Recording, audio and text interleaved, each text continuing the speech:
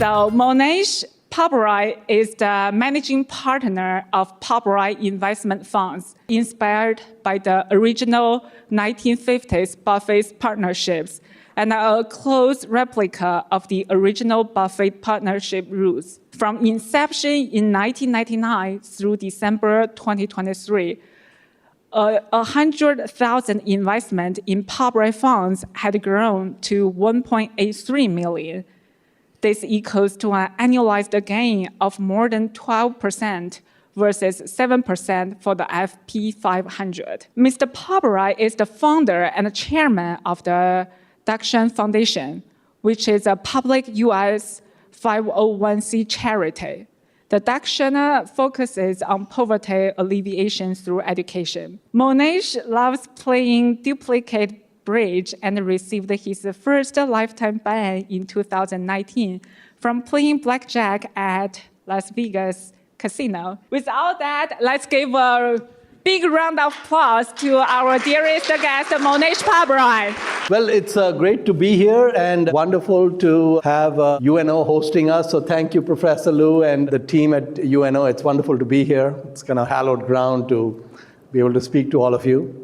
And I'll try to keep my monologue brief. Basically, I'm more interested in learning what you guys want to talk about. What I'm going to do is, last year I had talked about this concept of circling the wagons, which I think is an important concept from my vantage point on getting great results on investments. The best way I know to learn is to teach. And so actually I have an ulterior motive for being here, but basically trying to teach myself. And so what I'm going to talk about today are some thoughts and ideas that are not fully formed. So you guys are the guinea pigs. Thank you so much. I actually have never talked about these things before, and I don't actually have them developed enough to be a framework. I would think that maybe in the next few months or maybe a year or two, we might put it together into a tight framework. But in the meanwhile, I'm excited to at least help get some of these ideas, kind of get my head around them. So we know that the circle the wagons concept is that when we find ourselves in the fortunate situation of a partial or complete ownership of a business that has, great economics and wonderful prospects, that basically we hang on to those businesses and we don't try to become too cute about, is it overvalued or should we buy something else, et cetera, et cetera. Less is more, less activity is more profitable. And so basically going down that path is a great way to go. But that concept kind of skims over the notion of intrinsic value, because intrinsic value basically at the end is the bedrock that we base everything on. The definition of intrinsic value is painfully simple. John Burr Williams came up with it probably close to 100 years ago. It's just the sum of all the cash a business will produce and distribute between its start and end. And that's basically the intrinsic value of a business discounted to present value by some reasonable interest rate. So the definition's really simple. Figuring it out is far from simple. And trying to figure out what a business might produce 5 years or 10 years or 15 years from now becomes somewhat complicated. And if we look at a business like Berkshire Hathaway that most of us are familiar with, both Warren and Charlie have commented that they both have an idea about the intrinsic value of Berkshire. And if they were both to write down that number or range of numbers, they would not be identical. They would be somewhat different in that total. Warren has also said, and what Berkshire has also done, is they have engaged in buybacks of the stock at prices that they believe is well below intrinsic value. So I think recently they were willing to buy back shares at 1.2x of book value, tangible book value. And both Buffett and Munger have commented that as Berkshire has become more of a collection of wholly owned businesses, tangible book value becomes less of a valid metric to value Berkshire. So to give you an example, when they bought See's Candy, they paid more than 3 times book value for Seas. And so if you were valuing Berkshire at like 1.2 times book, you would basically undervalue a business like Seas. If you look at a business like Burlington Northern Railway, and you looked at it from a replacement cost point of view, to replace that railroad, going transcontinental, et cetera, probably couldn't be done. But even if you were somehow able to do it, it would exceed, in my opinion, it would exceed the market cap of Berkshire. Probably north of 700, 800 billion, might be over $1 trillion to replicate that railroad. And so how would you value Burlington Northern? If you valued it at those numbers, that might be overstated because they don't have an earnings power that would correlate with that type of a book value. So for many reasons, book value is an inadequate measure. I also feel that when Buffett and Munger say that they have a range of the intrinsic value of Berkshire in their mind, I think what they are thinking about is very likely to be a number less than 2 times book value.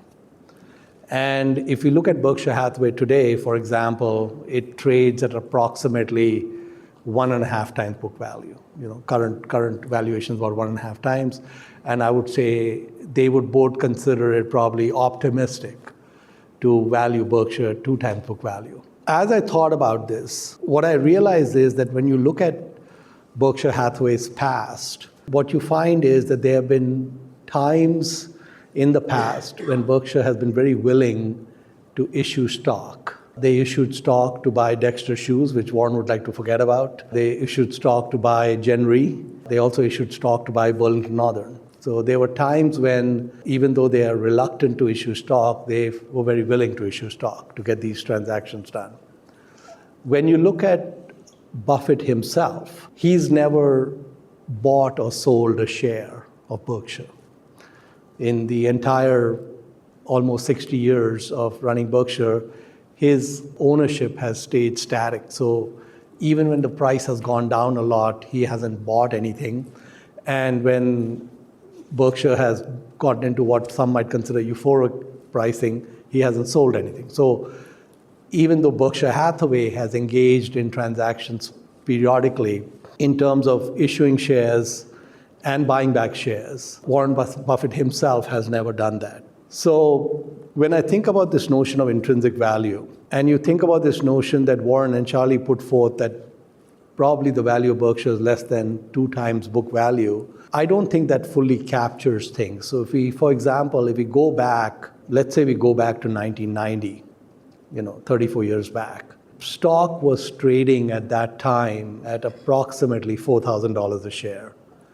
And if you multiplied by 1.5 million shares, which is approximately what they had outstanding then and even now, it had a $6 billion market cap at the time. And book value was probably some fraction of that, might be 3 or 4 billion. If you were to come up then and say, okay, we'll apply this kind of 2 times of book value multiple as a shorthand for intrinsic value, you would end up with some number less than $8,000 a share, maybe $6,000 a share or something. It'd be some number not that far off from $4,000 market price. But we know clearly, since we are in the future, in 1990 we couldn't see it because we couldn't see the future cash flow stream, right? If we step into the future and we look at the future cash flow streams from 1990 to 2024, and then you discount all of that back, what you would end up with is a number that would be much higher than even $10,000 or $20,000 a share. You would end up with a number of intrinsic value that would be significantly above numbers that Warren and Charlie put forth as the likely intrinsic value. What is the intrinsic value of Berkshire, right? Is it using a metric like Warren and Charlie tell us to use, which is, some premium to book? Or is it something which is more where you actually run some assumptions on future cash flows and then try to discount back? And in my simplistic way of thinking about it, I think there might be 2 different intrinsic values, two different ways to describe intrinsic value. And those two different ways to describe intrinsic value might be correlating to the two different ways Warren Buffett deals with Berkshire stock. He deals with Berkshire stock one way when Berkshire is either buying businesses or buying back shares. There is some activity with Berkshire shares that goes on in that realm. And then we look at the second realm, which is his own ownership of Berkshire Hathaway, which never changes. Absolutely static, other than giving money away to charity and so on. He's basically never entertained the notion of selling a share. And he said that basically he will, in the future as well, never sell a share. In my opinion, Warren, the individual, had a far better grasp on the intrinsic value of Berkshire Hathaway than Berkshire Hathaway, the company, did. I think Warren Buffett, the individual, understood better what the value of Berkshire was. So in 1990, at the $4,000 per share, they may have been willing to issue shares to buy businesses. But then, or even now, he's not willing to sell the stock at those prices. When I look at my own example, I run Pabrai Investment Funds, which has wonderful business economics. It's a great business. I haven't really talked very much about the economics of the general partner of Pabrai Funds. But I would just say this, that in 25 years of running Pabrai Funds, our pre-tax margin is about 88%. So the fees that Pabrai Funds earns and has earned over the last 25 years, 88% is operating income. It's a great business, better than Apple. Very nice. No complaints about life, okay? People have approached me from time to time to buy a portion of the general partner. Even though I've never shared financials with them, they were very eager to buy an interest in the general partner. And it didn't even take me 5 seconds to, ignore all those offers and turn them down. And the reason was pretty simple, is that, if I were to try to calculate what is the intrinsic value of the general partner of Pabrai Funds, I don't know what that value is. I just know that there's a range, there's probably a pretty wide range on that. And at the upper end of that wide range could be some spectacular numbers, right? I mean, and I don't know which way it'll fall in the sense of at the top end or the bottom end. So one is that if Warren has ownership of Berkshire Hathaway and understands the business as well as he does, clearly he sees all the great wide, deep moat on Berkshire and wants to stay there. And same with Charlie Munger, more than 90% of net worth in Berkshire Hathaway. I would say there are two ways to think about intrinsic value. There's a standard way to think about intrinsic value. And then I would say there's another way, which is owner intrinsic value, or the owner's definition of intrinsic value. The owner's definition of intrinsic value is not just this maybe more broader look at the business over a much longer period. It also has intangibles related to, for example, having control, right? I mean, one of the things I realized is that the moment I sold some portion of the general partner, there would be a clock on the business, because whoever bought that stake at some point would want to monetize it. And those types of concepts were not of interest to me. And so there's an aspect of intrinsic value which relates to future cash flows in both definitions. And there's an aspect of it that deals with the intangibles of these intangibles that come with the ownership. So when you go back to the notion of circling the wagons, right? So circling the wagons basically, like I said, it skimmed over the notion of intrinsic value. It just said that, hey, you have a great business, you just hold on to it and don't ask too many questions. But if we were to ask some questions, we would say, no, but every business has a finite value, etc. The reality is that we need to only get rich once. We don't need to get rich multiple times. In fact, you don't want to go back to go, as Charlie says. Once you get there, you don't want to go back to go. And the second is that you really, for the most part, only need to be right once. So you might make 100 investments in stocks. And it's possible that even 90+% of them don't work, but some could work so spectacularly that they could make your overall portfolio look great. Just, I think, last couple of days, the Financial Times noted that Warren Buffett in the Berkshire portfolio has bought and sold like 65 companies, 65 stocks, which is a lot. We don't think of Warren as a trader, and they said the average holding period of the stocks that he owned was like a little over 4 years. Todd and Ted under him, the FT reported that they also had pretty large number of trades, and their average holding period was less than 3 years. And so, a large error rate is pretty normal in this business. Finding the holy grail of the great compounders is few and far between. But basically this particular notion of intrinsic value, I think, is worth paying attention to, especially the notion of owner intrinsic value. And I think the notion of owner intrinsic value can give us more conviction to hold on rather than just basing it on, oh, it's a great business. Because when you look at a great business, so if I take the example of Starbucks more recently, Starbucks was taken out back and shot in the last few days, chopped liver. And so is it a business that has secular negative issues in the future? Or is it a business that had a speed bump, right? And these things become hard to answer. They become hard to answer these in real time.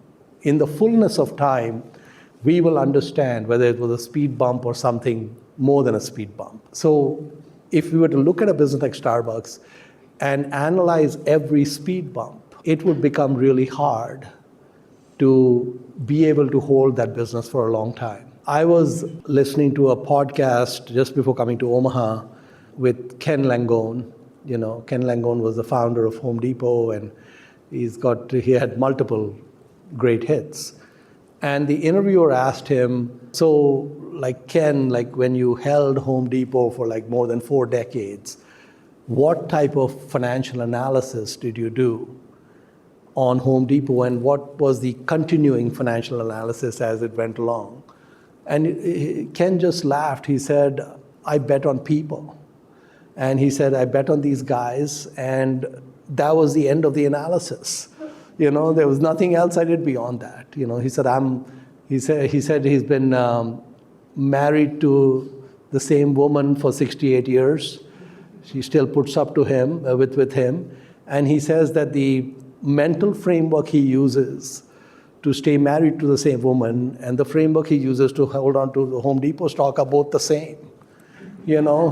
Basically saying that he's all about loyalty. So he said, if you want my framework, it's loyalty, and that's it. And the guy had multiple 100-baggers in his lifetime, multiple companies that did extremely well for him, all because of inactivity. And he talked about some businesses that we've never heard Ken Langone having a stake in. He had a stake in Eli Lilly that came about when they bought a business that he had ownership of. And just, inactivity, never did anything. I think that was like a 40-bagger for him, just on the side, while Home Depot was going. These are other bets on the side that are happening. So this, I think that when we try to think about intrinsic value from the perspective of an owner, even if we are not our owner, if you think about it, so if you had a small ownership stake in Starbucks, but you thought about it the way Howard Schultz would think about it, for example, then I think your lens will go out further. It'll look out further into the future, and you might be able to see things that a quantitative analysis is not going to show you. And so, again, just to take a step back, basically, this is the limit of what I have to talk about to you today on this subject. Given that I've talked to you, I'll reflect back and try to improve on the next time I talk about the subject. But I'd like to switch to another subject very quickly, and then I'll pass it on. So the second subject is that, again, going back to the circle the wagons concept, I had mentioned that, Warren had 12 great super hits in 58 years that led to the creation of Berkshire Hathaway. And I had speculated that he might have made, 300 decisions, but 12 really mattered. Given that, he's been this hyperactive trader in the last couple of decades, maybe he had 500 or 600 decisions. So it might be even a smaller number, like 2 or 3% that really hit the ball out of the park for all of us. The second question that comes up is, why is the ability to find hits so spread out, right? He said he was able to find, on average, one great idea every 5 years. Why would it take, and this is Warren Buffett saying this, the rest of us humans, I don't know what that means, but maybe one every 25 years then. So the question is, why does it take so long to be able to identify and invest in a great business and hold on? And I think the answer there is that circle of competence grows very slowly. And both Warren and Charlie's circle of competence has expanded dramatically over the last several decades. And both of them have said repeatedly that many of the deals they did in the later decades, last 10, 20, 30 years, would not have been possible for them in the first 30 years because they were too dumb. They wouldn't have understood them. The Coke investment, for example, would not have happened without the See's investment. So if there's no investment in See's Candy, there's no investment in the Coca Cola company. And there's also no investment in probably Apple, because both of those businesses were about brands. It was an investment related to the power of brands and where those brands could go. And if we look at a business like Coke that Buffett invested in around the late 80s, early 90s, at that time, they put 1/4 of book value into Coke. It was a huge bet, probably the largest bet that Berkshire had made until that point. It might be the largest bet they've ever made. So it's very atypical for an insurance company to take 1/4 of their entire book value and put it into a business they don't control and such. But they were very confident on that bet, and that confidence about the size of that bet and the duration, ability to hold on till today and beyond, is because of the very deep learning that came to them after the See's Candy purchase. So See's Candy was bought in 1972, and the very first Coke stock was bought in 1988, 16 years. I don't think that they would have even fully figured out the framework for Coke until it was into the 80s. So, for example, only area of operations that Warren Buffett got involved in with See's Candy was changing the price on December 26th every year. So he told Chuck Huggins, who was running the business, please run the business as if you own it. You're not going to hear from us. Just do what you think makes sense. Except I, Warren Buffett, will control pricing. And on December 26th, he'd sit down with the entire See's price list, scratch out all the old prices, jack the prices up by more than 2 or 3 times the rate of inflation, 10, 12% a year, when inflation might have been running 3, 4% a year. And he would himself be really surprised that a year later, the volumes had gone up 2%. Not much, 2%. And that price was accepted by the consumers of See's. And then the following year, he'd bump it another 10%. And he would again be amazingly surprised that it went up another 2% in volume. Now, See's is a California phenomena for the most part. California GDP in the 70s, 80s was probably growing at 5 or 6% a year. It was a pretty rapid period of growth for California. These heavy price increases, in my opinion, may have crimped some volume where it did not keep up with California GDP growth. It actually was maybe 40% of GDP growth. But it didn't matter. It was actually a brilliant decision because the river of cash coming out of See's, when you're bumping up prices at 3 times the rate of inflation, I mean, they paid $25 million for See's. I think even going back 10 or 15 years, they had collected dividends of more than $2 billion from See's. And so again, But they saw limitations in Seas. The biggest limitation was they repeatedly tried to expand the geography. Warren wanted Seas to be in all states. He wanted it to be in all countries. And he couldn't even make it become dominant in a second state. So they repeatedly would open a store in Chicago, and they would lose money and lose money and lose money. They shut it down. They'd open one in New York, same thing. So the number of experiments Seas did over the years, and both Warren and Charlie, all the brain power, everything they could, going at it, could never expand the brand beyond California. When they encountered Coke and they read the history of Coke, they saw Coke had no difficulty in geographic expansion. We have two countries in the world today, Cuba and North Korea, that have no Coke, right? If tomorrow either of these countries opened up to Coke, without $1 of advertising, sales would take off in both those countries. I mean, the pop culture embeddedness of the brand and all of that is very powerful.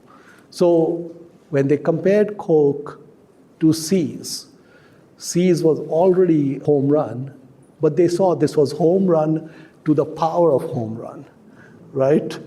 And it became a no-brainer. So like every share that they could buy, they were buying every share they could.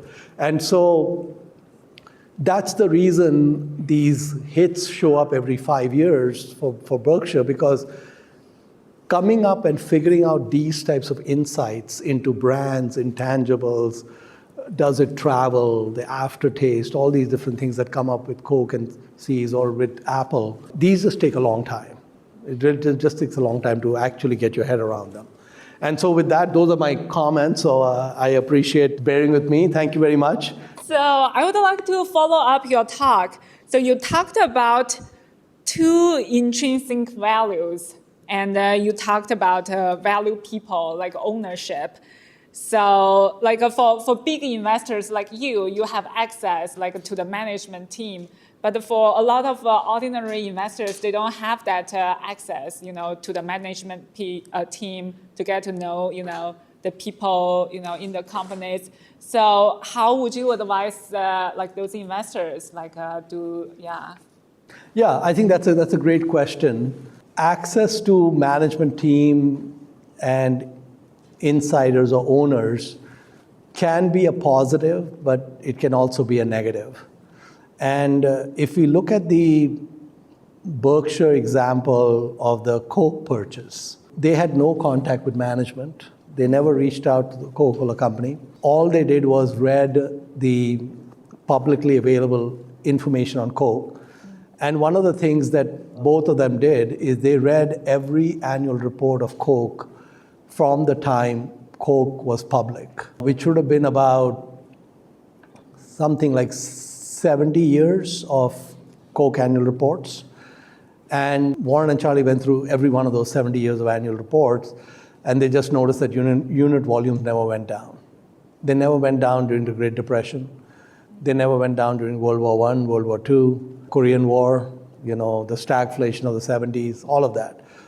Volumes just kept going up every single year. And so I think there is a large amount of information available on every public business, public company. And I think some of the things that may really matter in terms of what will drive long-term results, insiders may not be able to help you. Plus, insiders are salespeople. They are going to actually lead you astray.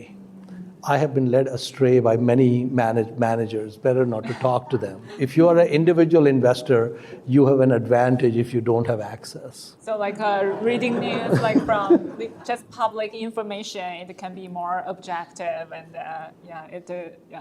I was speaking at one of the colleges recently, and one of the students asked that, my circle of competence is so small, I just understand very few things. How can I get an advantage? And I said that she had a significant advantage over me because college campuses are usually the places where change comes first. So for example, college students were the first demographic to get rid of landlines. Everybody else got rid of landlines later. Some of you may not know what a landline is. That's okay, you know. But landlines went away. The first demographic that got rid of landlines was college students. The first demographic that started cutting the cord on cable was college students. The first people who got to experience Facebook was kids in a few colleges. In fact, Facebook was only open to initially Harvard, then some Ivy Leagues, and then other colleges. So a lot of restaurants get their start in college towns. And so you will be able to see some brands and stuff that will take off. So in many ways, a young person has a huge advantage over someone like me, unlikely to change many things about the way I live my life, right? It's just static. But a young person is willing to kind of experiment and do different things. So what I said to that lady is that look at your expenses every month. Look at where every dollar that you're spending is going. What are you spending on cloud storage? Who are you sending that money to? What are you spending on, which apps do you spend time on? Which restaurants do you eat at? What clothes do you wear? What brands do you use? And just make a list of all of those. Even if you spend 50 cents a month on something, write it down. And then next column, whether it's publicly listed or not, right? Many of them are going to be publicly listed because someone to actually get your money and all that, they've got to have some presence. And then after that, you begin your research because now these are things that you're already a consumer of. So you've got like a lot of non-quantitative data on the business, which will give you a big edge. So that's the way to go. Yeah, it's all happening at UNO. Yeah, that's a great advice for college students who wants to do investment. So that comes to my next question. So you mentioned it can take 5 years to find a good investment, for 5 years, you see some return. But what about for young investors, like young hedge fund managers? Like for people like you well established. So even the first 4 years, it didn't perform, people are patient. But for young hedge fund managers, young investors, 5 years, that's a long time. So what's your advice, for young people, investors, to start their career in this field, in this industry? Well, I would say the very first thing that should have happened is you should have done well with your own investments, right? So you've been doing this for some time and you've got some track record with hopefully that can be audited with your own money. Maybe there have been a few hits. So if you've been doing it for 5, 10, 15 years, then you've got a few things that have worked really well. Then the next step after that is to talk to friends, family, and fools, especially the fools. The fools are really important, okay? And so then you convince people that you are the person that they ought to give some money to manage, and then you go from there. That's my questions from your talk. And I also want to ask this question is about your background. So you were majoring in engineer in college, and after many years, you switched to investment. So in your previous talk, you mentioned, when you were in engineering school, you need to work really hard. And when you took some business classes, it's so easy, natural come to you, and you think, I don't want to be peers with these fools in business school. I want to do engineer. And many years later, and then you come to investment and in business. So can you tell us a pivotal moment or story? How did you make that change? And do you think engineers are smarter or business people are smarter? So the 20-year-old Mohnish, which I'm glad you guys didn't meet, the 20-year-old Mohnish had a very jaundiced view of the world. He thought about things in a very limited way, if you will. So I was an engineering student, but I really enjoyed taking business classes, accounting and economics and investing and so on. And so I did my undergrad at Clemson University, South Carolina. And so as many classes as they would allow me to take at the business school, I used to go take those classes. What I noticed is that usually I was topping the class. I would be like number one in most of these classes I was taking. And I remember that in one investing class, I had 106% average going into the final. So the professor called me to his office and he said that I looked up your background, and he said, I was surprised to see that you're not a business major. And he said that I don't know what kind of engineer you're going to make, but I think you're in the wrong major. I think you need to switch. And the very limited worldview Mohnish at the time had a view that when I took my engineering classes, they were really hard. And I was never the number one person in the class, or even the number 3 person in the class, So I had to really work hard on those. And on this stuff, it just came so easy that I just felt that these students I was taking the classes with were a little different demographically, et cetera, from my engineering classmates. And I remember I didn't understand this at the time, but this was happening in 1984, 1985, and the US stock market had bottomed in 82. And I remember in one of the investment classes they'd given us all subscriptions to the Wall Street Journal for the semester, student rate. And the professor had done a case study on Disney. And I remember, at that time, companies like Disney were trading at 6 times, 7 times earnings. Things were very cheap. And I remember he went through some of the parts on Disney where just the real estate of Disney exceeded the market cap, if you valued just the real estate. And of course, Disney had a lot of intellectual property and all of that, which has grown over the years. And I remember looking at all of that, I said, wow, this is really remarkable. You can get these things so easily. You look at these things, you just look at portion of the business and all of that. So I was just really excited about my investment classes and probably was very engaged with all of that. And the professor was right that I should have switched. But Mohnish was too dumb to make that switch at that time. And I think about 8 or 9 years after that, I heard about Warren Buffett for the first time. And eventually I did make the switch. I made the switch maybe 15 years after I should have. So I caught the year kind of this way instead of just catching it this way. But we stumble along, we still get there, we still get to some decent endpoint, and it worked. So here we are. So we are on the eve of the Berkshire Hathaway meeting. So I believe many of the audience here are for the Berkshire Hathaway meeting. So why don't we do a poll? So how many of you will go to tomorrow's Berkshire Hathaway meeting? So almost all of you. So this is on the eve, and last year Charlie Munger passed away, and we know that you had a profound friendship with both Warren and Charlie. So would you like to share like a memory with Charlie? Well, I think it's very sad, and I think we will see probably the movie tomorrow. I think they said they're going to stream it. They've never streamed that movie before. It might be all Charlie zingers.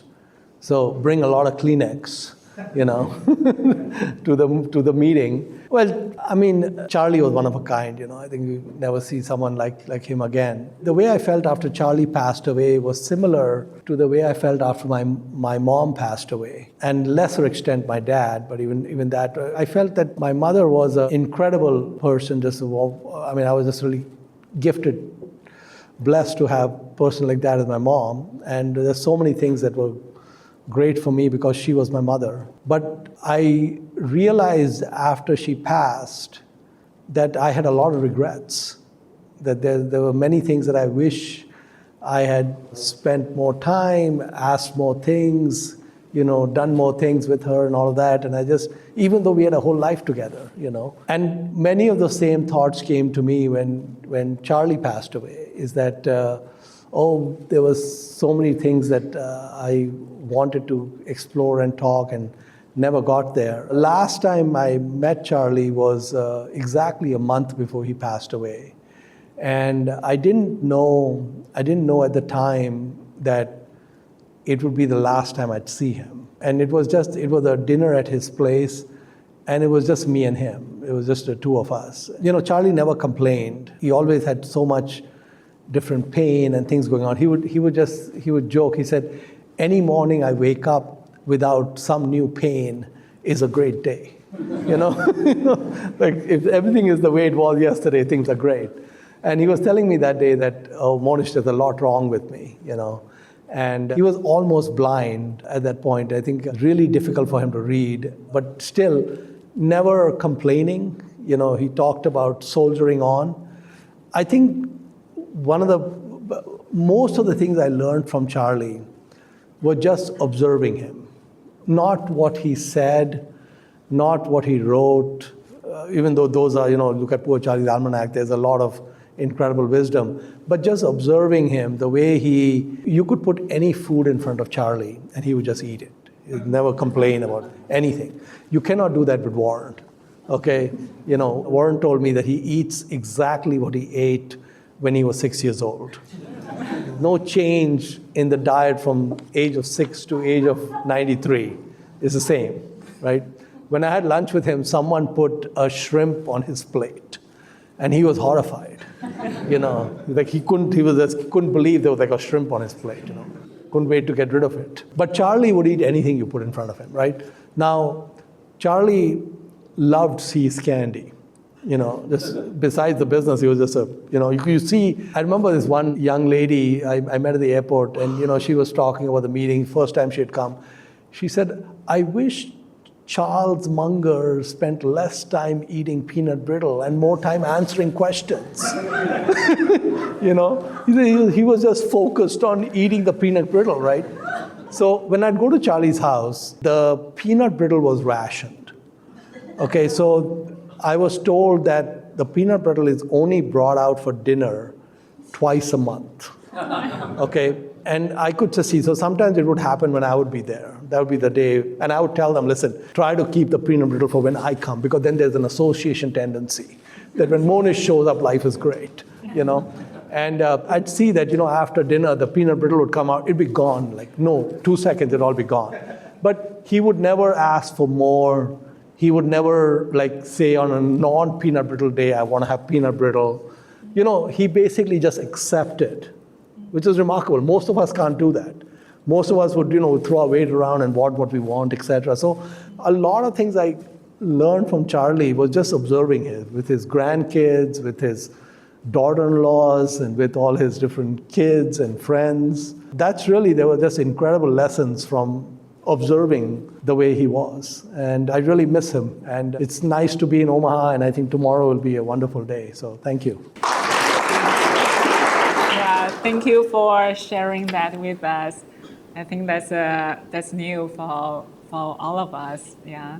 So can you share so you observe Charlie Munger, not just investment, but his personality, how he interacts with his family and just lifestyle. So how do you think that impact you, either on your investment, personal growth, and even personal life, the way to approach life? I would say being like Charlie is not easy. I mean, he's so evolved, But whatever we can do to emulate him is going to make us a lot better. So I think he's the gold standard, sitting up there.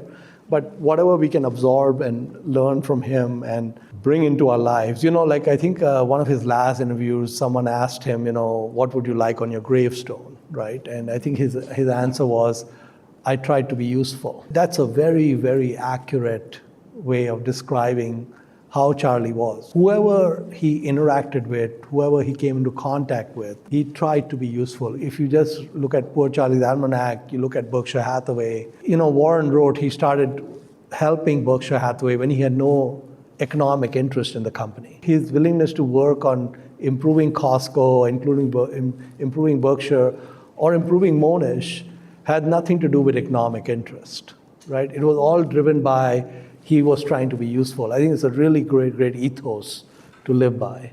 Yeah, I can see that impact you through all the charity work you have done both in the US and in India. Yeah, that's remarkable. Yeah. Thank you. And even the thing you are doing for us, like right now, so we met in Berkshire Hathaway meeting 2021, And then I walk up to Mohnish Pabrai, like, would you like to give us a talk at UNO? And he just said, yeah, he didn't even hesitate. And he gave me his card. He didn't even give me his assistant card. And and we just, it's just so smooth, and his dedication to education, to the young people, to the investors community, it's really admirable. Yeah, thank you for all the work you have done. It's made my Omaha trips more fun. So thank you. It's awesome.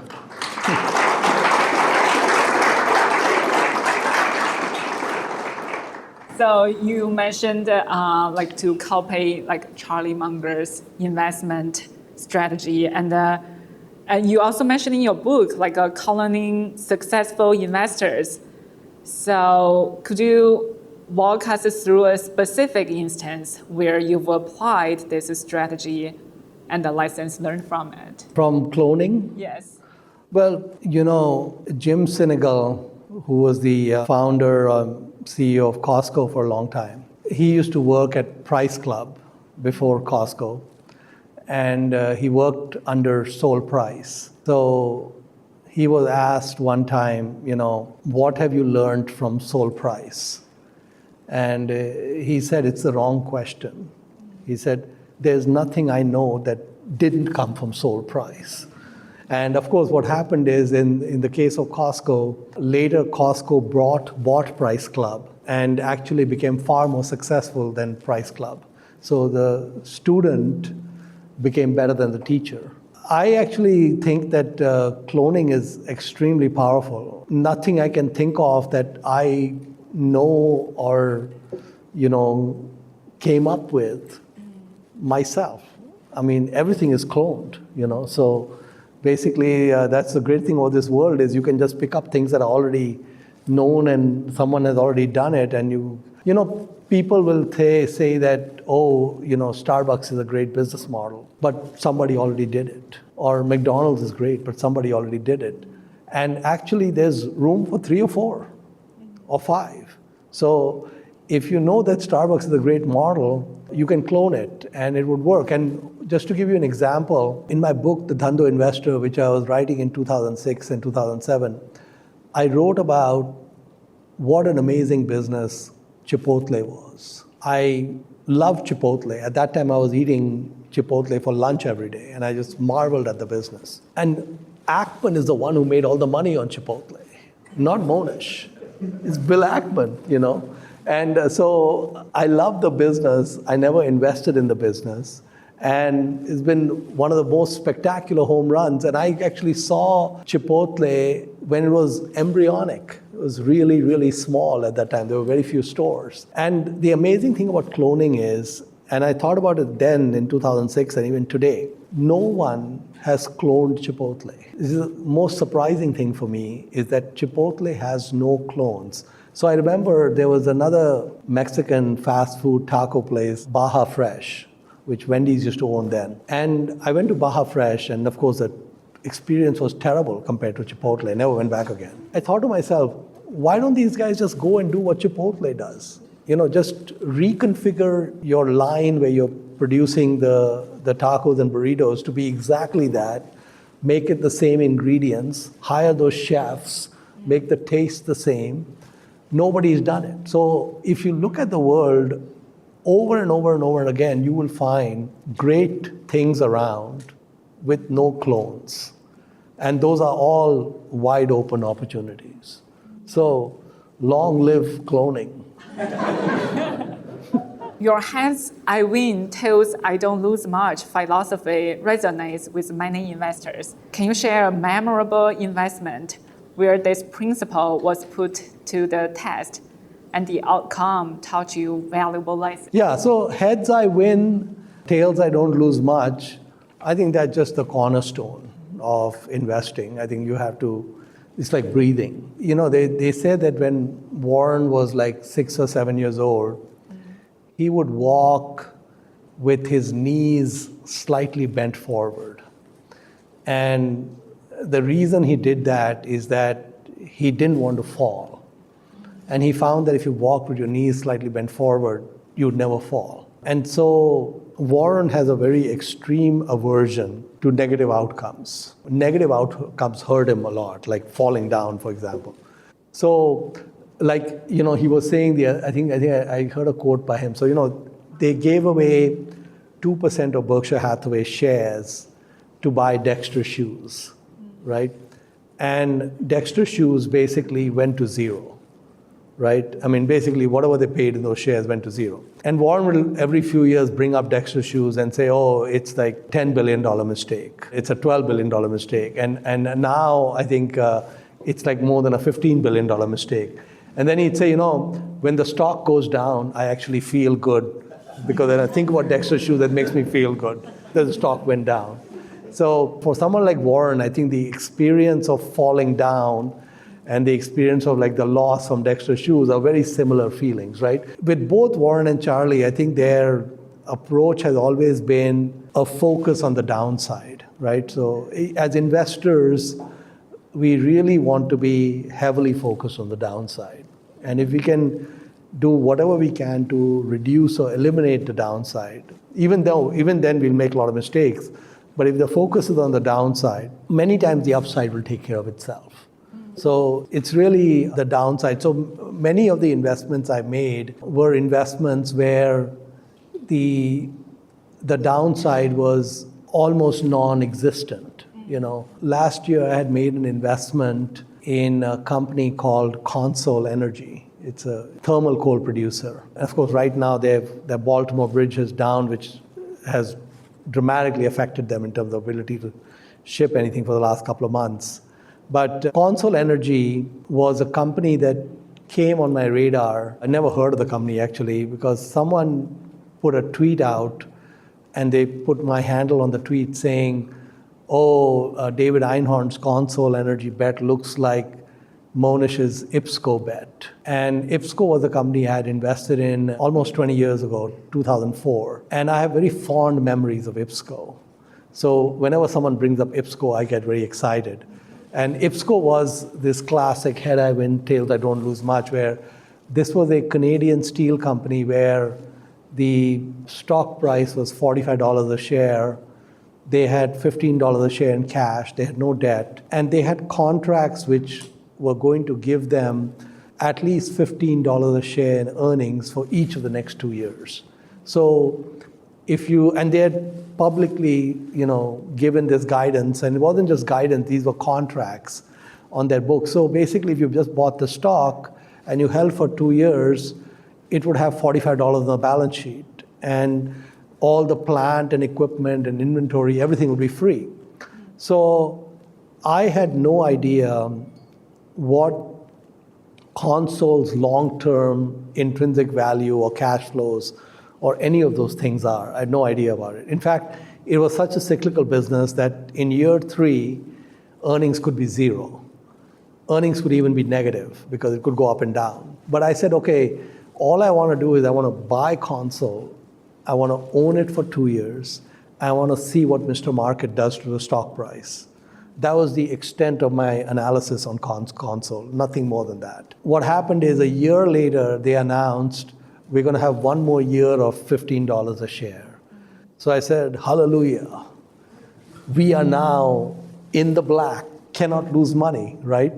And by that time, the stock had drifted north to about $80 or $90 a share. So it was almost a double in like 14, 15 months. And I was thinking, it's time to move on. Who knows what happens after that, because this is very cyclical. Mr. Market's giving you a double in 15 months, life is good. And then as I was thinking through all that, one day I wake up and the stock's at 155. Some Swedish company offered to buy them for 160. And about 5 seconds after that, I sold all the shares I had. So obviously in 2023, when someone tweets, this is like Mohnish's IPSCO bet, I thought I'd never ever see another IPSCO in my life. I said, there is a God, and the God loves me. And so I said, let's look into Consol. And Consol was very similar in the sense that they forward sell a year in advance all the coal they're going to produce with price bands that are fixed. So it cannot go above or beyond a certain range. So basically, in 2023, they've already done all these deals where that money is going to show up in 24. Now, it wasn't as good as IPSCO in the sense that it wasn't 2 years fully locked in and all of that, but the market cap was like under 2 billion, and these cash flows in a single year, which they locked in, was about 600 million. So they were almost like a third. And unlike IPSCO, there were two advantages they had over IPSCO. Unlike IPSCO, it was unlikely that they would have a year where they would lose money.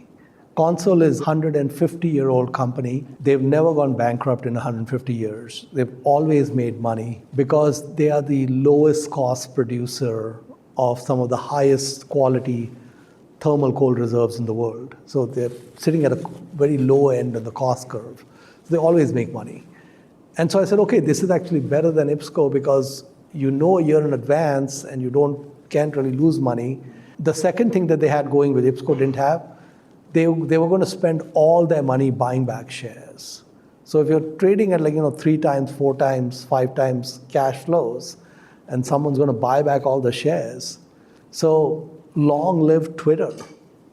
That's all I got to say. Long live Twitter. And here we are, heavily loaded on coal because of that tweet. So life is good. Thank you. Yeah, thank you for sharing that. And you give us several examples of evaluate the intrinsic value of business. So that's one of the most important things for value investors. So I want to ask you, how many of you are value investors? How many of you would consider you guys are value investors? Great, we have a large audience of value investors. But there's also a trend that more people are doing passive investment, invest in index fund. So there's this concern that the population of value investors are shrinking, like index fund don't pick up those undervalued stocks. Like if you are under $1 billion, it's hardly to get noticed. So in the past, the mechanism is that, value investors like you guys, you observe there is an undervalued stock, and people started investing in it and bring up the price of the stock. But the population of value investors are shrinking, and it seems it impacted that mechanism. So what's your thoughts on that? I think it's really good when people ignore stocks. That's really awesome. I mean, I would love for the Consol price to stay extremely low for a very long period of time. In fact, it's not good if it goes up. They would buy shares back at high prices. In general, if you have identified a business which is undervalued and no one agrees with you and it remains undervalued, at the end of the day, that business is producing cash flows. And you have a claim on those cash flows. And if the business is prudent about how it's either using or distributing those cash flows, at the end of the day, the market is a weighing machine. Those cash flows have to show up as dividends or value to the investor. So I would say it is a blessing for investors that all the money goes into the Fab Four. That's awesome. Put it all there. It's great. Go NVIDIA. So you talked about an investment, look at the company. So I'm a professor of economics in macroeconomics. I also study financial economics, like financial markets. So I want to put investment in this big environment, macroeconomic environment. Like we see lots of changes in the past few years. The pandemic changed the way of business doing. And you also see the US, China, the tension, political risk increasing. And you see the supply chain and Ukraine war, conflicts in Middle East, a rise of nationalism around the world, impact on globalization. So in this dynamic macroeconomic environment, how does that affect your investment particularly? Yeah, I actually focus much more on the micro. I always start with the business. I don't start with, okay, there's a pandemic, let me find out how I can make money from the pandemic or whatever. I always try to go back to a business because I think understanding economies or big macro things is beyond my little brain. I cannot get my arms around that. Understanding just a business itself is complicated. So I don't want to go make it more complicated. So keep it as simple as possible. Okay. Yeah. Let's open the questions to the audience. So my question is, I'm asking this on behalf of my kids. How can they be rich and successful like you, but faster? Thank you. Yeah, so many people like So, Alan, please make sure you repeat this to your kids. To ask the question is to answer it. Okay? The answer is in the question. Next question. Let's do a question. When you figure it out, let me know next year. Okay? When you figure it out. Hi, Mohnish. Thanks for giving this talk. I remember you said once that your dad gave you a credit card, and he said, I trust you with this. You don't have to tell me how much. You don't have to tell me what for. And we just had our first son 2 months ago. And my question is, for mom and dad tips, raising a young son, what came first for your dad? Was it the trust, or did he, in how he raised you, knew that you would do the right thing? What was the story and impetus behind all that? That's a great question. You know, my dad was a very strict father. And it was like, you had to be, on your best behavior around him and all that, right? Suddenly there was a switch that changed with him when I turned 16. And when I turned 16, he told us, you can go to my wallet, take as much money as you want, spend it whatever you want. Never need to tell me what you're doing, etc. And his demeanor changed from a father to a friend. I really couldn't believe that I always thought there was an ulterior motive, something's going to change someday, And it was really, I think that what I realized later was that there was a transfer of values that took place in the first maybe 15, 16 years. And he probably felt that things were okay. So what I had done with my own daughters, I pushed the envelope a little bit. I didn't wait till 16. I think we gave them both credit cards when they were 12. And these were Amex Platinum cards, right? So we both had no limit. They had Amex Platinum cards at 12. Not even $10 got spent. And of course, I had more tools than my dad because he was giving cash, which he couldn't track. But the credit card, the bills are coming to me. I can see what happened, right? So it's actually a leash, even though they don't realize it's a leash. We never saw anything happen with those cards at all, which gave me cause for concern. So I think that the important thing as a parent is a transfer of values. And you cannot transfer values by talking to them. So don't try to give them values by lecturing them. They will pick up values by observing you, especially when you don't think they are observing you. Yeah. Okay? So just recognize that they're going to be watching things and seeing things and all kinds of things, even interaction between both of you, etc., that will get deeply embedded in their psyches. I think good parenting is about good behavior. And I think that's so there's nothing I tell my kids that they listen to me about. That never happens. It's just all about, they just look at behavior.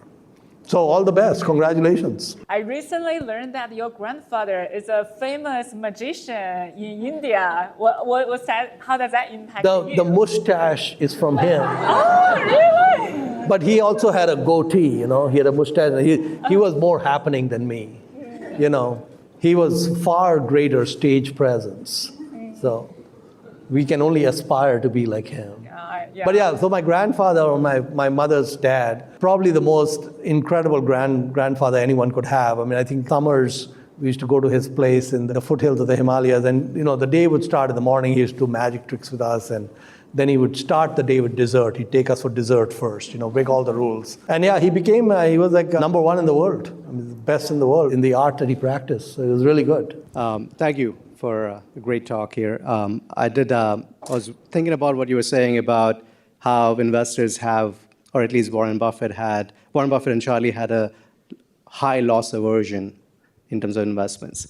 And as you know, obviously there are many ways to invest, but when I think of that aspect and then being heavily concentrated in a portfolio, how do you marry that? Because obviously there are things that can happen to a company that are beyond our control, and then how do you make sure that you are not having too much of a loss if something goes wrong that is beyond your control, but you're also heavily invested in one, or in a concentrated portfolio way? Well, I mean, I would still say that the loss aversion aspect, there's no downside to overdosing on that. Obviously, at some point, you need to make some bets, right?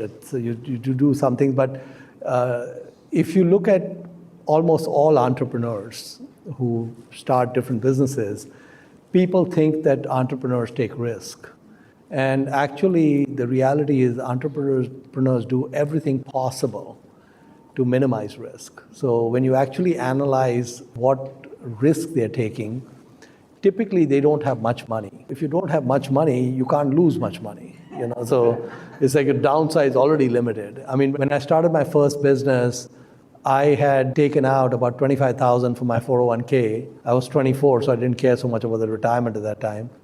Signed up for every credit card they would send to me. I had $70,000 in unused credit card lines, and eventually all of that got drawn as I was, growing the business. But I had researched bankruptcy law at that time. They've changed them now, but basically, if the business had not worked, that debt would have been wiped out. And the 401k going away at 24 is not an extreme tragedy. So I had actually looked at the downside of doing this versus the upside. The upside was very asymmetric. So I think that loss aversion is a very good principle, a very good mental model to have. And you do need to have some creativity, and you need to have some interest in at least making bets, etc., trying to exercise what you think might work. But you can do it in the context of minimizing or eliminating risk. And then that can work well. Hi, Pabrai. I'm Chloe from Singapore, and thanks so much for all the YouTube videos that you've shared. It has taught me so much about investing. And today, is it okay that I be shameful to ask you 2 questions? All right, thank you. Question number 1 is, since you talk about the importance of downside, and recently China has been dropping so much, what's your view towards investing in China despite of all this political uncertainty, particularly in terms of index investing in China? Number 2 question is, what's your view on companies like Starbucks and McDonald's who actually borrow a lot of money buying back their shares, and which result in negative equity? Are you concerned about that? Thank you. All right, well, that's great questions. Thank you. Regarding China, most of it would be outside my circle of competence. I can't do much about that. So to the extent that things are within circle of competence, I can look at them. I used to have an investment a few years back in Moutai, which I should never have sold. But that's the way it is. And I also had investments in Alibaba and Tencent, which we don't have, but they didn't work for us at the time we invested. So most of China, I think it's outside of what I can do because of the range of understanding that I have on that. The best businesses are ones that have no debt. And I actually think there's a lot to be said for businesses that operate with zero debt. So actually, I'm not a proponent of a company borrowing money and doing buybacks. There are many companies that do that. But I would say that probably the gold standard is Berkshire Hathaway. I mean, Warren and Charlie have said many times that they could have introduced modest leverage, and it would have increased their results even more than they've been. But they never went there. In fact, if you look at Berkshire, it's overloaded with cash. And so I think that businesses are very fragile. Very few businesses that are around today, even large dominant businesses that are around today, will be around 50 years from now or 30 years from now. And one of the reasons that businesses don't last is they don't have the ability to withstand heavy storms. So all businesses are going to run into headwinds. The more you can do to build resilience. So most management teams don't fully think that way. And I think if they study Berkshire Hathaway, they study some truly great businesses. I mean, one of the hallmarks to me of a great business is high returns on equity with no use of leverage. That's the classic definition of a great business. So yeah, I'm not a proponent of borrowing money to buy back shares. That's not good. So for everyone, Mohnish, there are about 20 in the graveyards.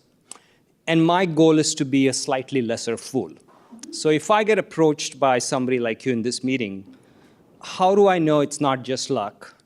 What are the 5 good questions I should ask that person to see it's a repeatable framework which will help me kind of retire? Well, I would say that the identification of a good investment manager is much harder than the identification of a good investment. So default should be index fund. And then if something shows up on the radar where 7 moons are aligning, then you can look into that.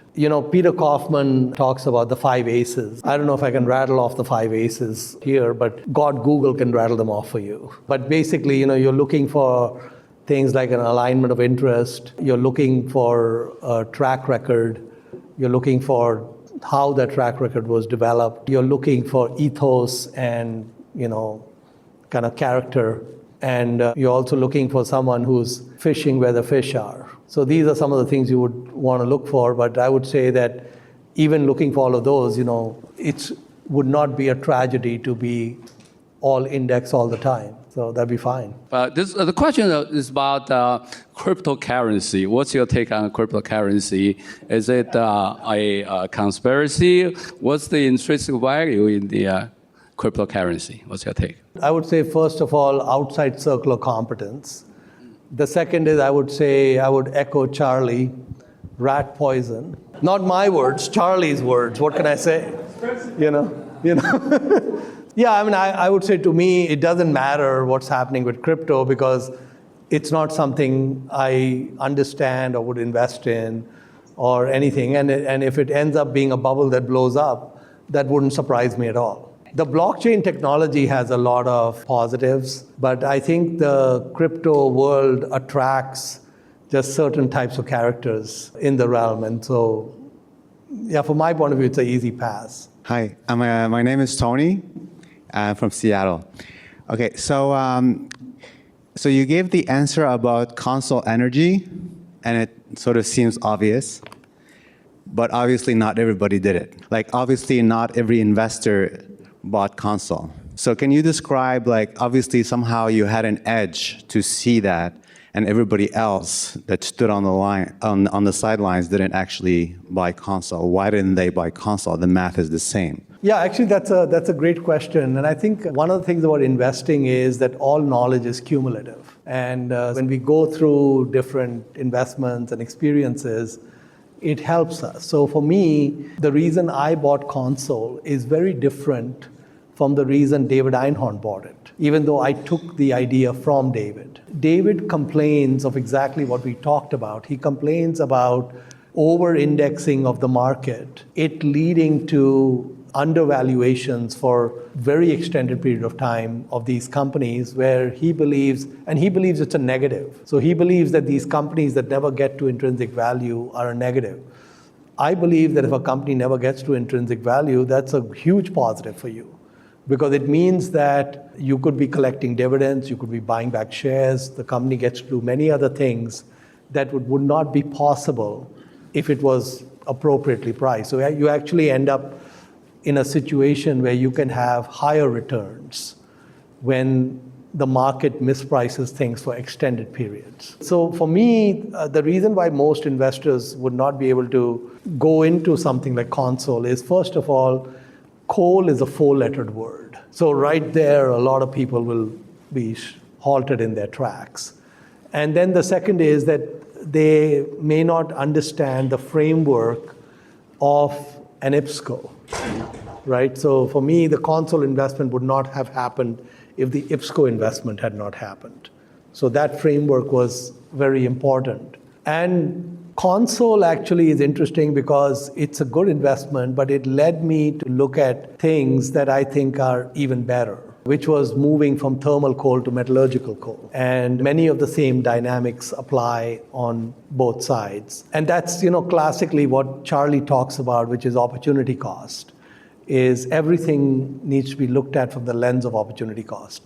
So beauty is in the eye of the beholder. So most things that most people will get excited about may not appeal to a lot of other people because their life experience is so different. Just because I invested in Consol or I liked it doesn't mean that it's going to resonate with a lot of people. It's just the nature of humans. Hi, I'm Crystal Jane. I'm from Stanford Business School, and I'm a computer scientist, so engineering roots like you. You talk a lot about cloning. My question is, if you could build a digital twin of yourself or clone yourself, what aspect of yourself would you clone, and would you do it to preserve value for future generations? It might be above my pay grade to be able to answer the question. So I don't know if I can even answer it. I mean, I think one of the things about investing is that, which is what makes it so much fun, is that it's a mix of art and science. And one of the things I find myself wondering is that almost every week, we are seeing breakthroughs with AI, which we didn't think was possible. I mean, almost every week I get surprised. I see a lot of creativity coming out of AI that I wouldn't have thought would be easy to get to. I mean, I think there's a site I ran into recently, suno.ai, which creates any song you want with like a prompt of like 7 words or something. And the music is really exceptional, actually. I was really blown away. So yeah, so I've thought about the issue of, can you, create AI models with things like Warren Buffett's template, or Charlie Munger's template. And I'm still a skeptic on that. I don't know whether we can get to AI on that, to that extent. But certainly, I think it can be a great tool to cut down the universe to a few companies that are worth drilling down on, possibly. And it may well work that creating an index, a Berkshire index or a Buffett index, could do better than the S&P. So those are possibilities. But again, like I said, I think the thing is changing so fast that we don't know yet. So thank you. It was great to be with all of you.